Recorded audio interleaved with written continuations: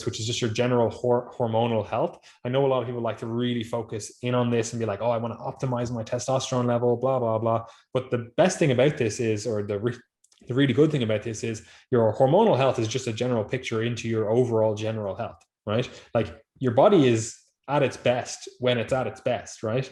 So if you are doing everything right in terms of looking after your body, your hormonal health is going to be in a good place, right? For the vast majority of people, unless there is an actual issue there. So you can just go out and get a blood test and, measure your testosterone or measure like your female sex hormones or whatever. And that'll give you a picture in terms of how your recovery is going, how your general diet is going, like what's actually happening under the hood. Outside of that, I actually don't think it's that effective to get like hormones measured because they change every single day, unless obviously you're on some sort of anabolics, like you're in TRT, even like your blood serum concentration is pretty stable because it's got that constant bleed from the injection, rather than like you having to produce it every single day, right? But it gives you a window into like, oh, how is my sleep? If you're not sleeping enough, you're not going to be optimally producing testosterone, right? If you're not eating enough, you're not going to be optimally producing enough testosterone. So it gives you that kind of general picture into what's going on. And again, really simple blood test to do. Again, you don't have to do it necessarily. Like, I think it's probably good to do it every once in a while, at least to have a picture, especially if you're in your like 20s or something, at least to have an idea of like, oh, this is when I felt great. This is where my hormones were at. At least you know that when you're in your like 50s or 60s and you're like, oh, I actually am considering going on TRT or something. At least you know where you used to be at. Do you have anything to say on that, Gary?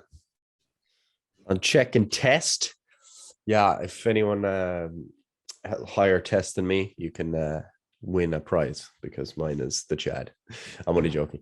Anyway, testosterone, yeah, look, it is something that if you're interested, you can check it. The reality is that it's one of those things that it's fairly unlikely to be significantly low unless you've got like multiple different symptoms. Like most people listening to this podcast who are, as Patty said, taking care of the basic, health recommendations, it would be surprising for you to have low testosterone.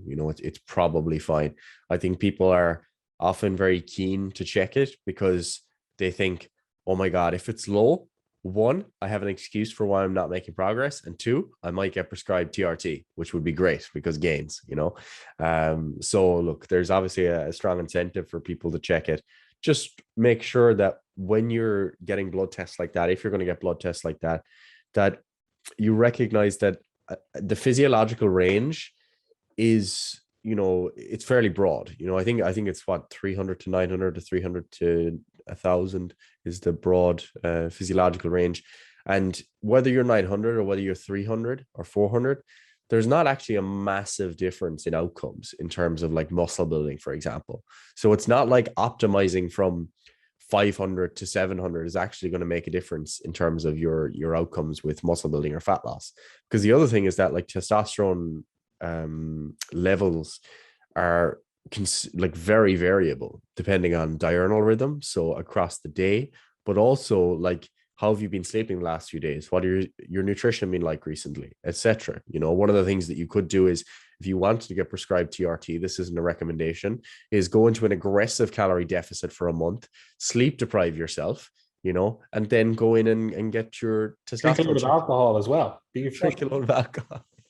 And then you go in and your testosterone's super low and your doctor's like, hold on, you're like 100 kilos shredded. How did this happen? You're like, I don't know. I haven't been able to make any progress. Doc, give me some tests. So that can happen. But no, in all seriousness, that's just to illustrate the point that you have to be able to interpret these tests in context. And if you're looking at a test that's, you're in 50% or you're in the total average range, it's not like getting up to 75% or 90% or the 90th centile is going to make a significant difference. I am case in point. My testosterone is above the natural range. It's right above the kind of normal physiological range.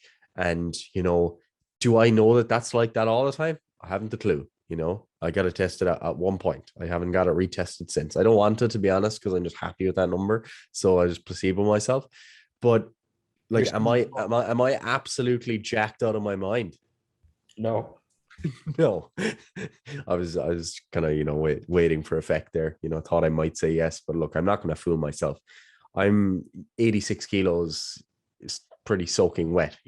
I'm not jacked out of my mind. And when I train consistently, even like I definitely don't get above average results from the efforts I put in. I don't think.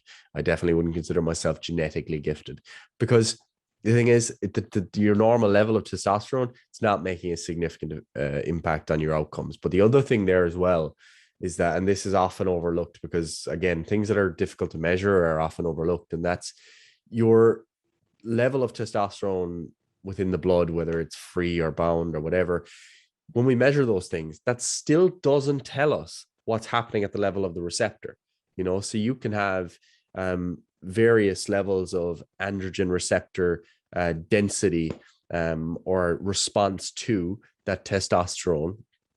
That's just, we can't measure. Like, I don't know what my level of androgen sensitivity is. I could be totally or very, very low percentile there in terms of the androgen receptor density in my pecs, for example, but still have super high testosterone.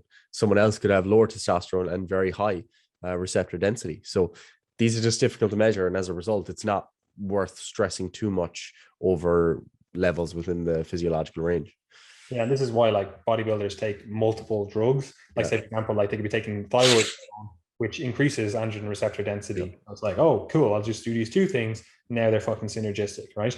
But again, I still think it is, valuable to occasionally, like, however, it depends on the individual, obviously, occasionally get hormones tested. For example, me, like, I don't really drink coffee anymore, and that's purely because from my testing on myself, I found out that coffee raises my cholesterol, and then also that coffee, not caffeine, raises my sex hormone binding globulin, right? So like that's just specific to me. I would never have known that unless I got testing. But also, like, it's not like I went to a doctor and he figured that out for me. Like, I had to figure that stuff out myself, and I'm not confident that the average person would be able to figure that stuff out. So it's very hard to recommend just general testing, because it's very hard to interpret blood tests. Like, it's not like it's like, here's your user guide of this is what this exactly means, because as Gary said, you have to take into account all of the context of that individual, their lifestyle, all the different parameters, and then look at the blood test. And you might not have complete information then as well, So I think it is valuable, but again, I wouldn't be putting too much stock in, a random blood test that you took on a fucking random Thursday morning.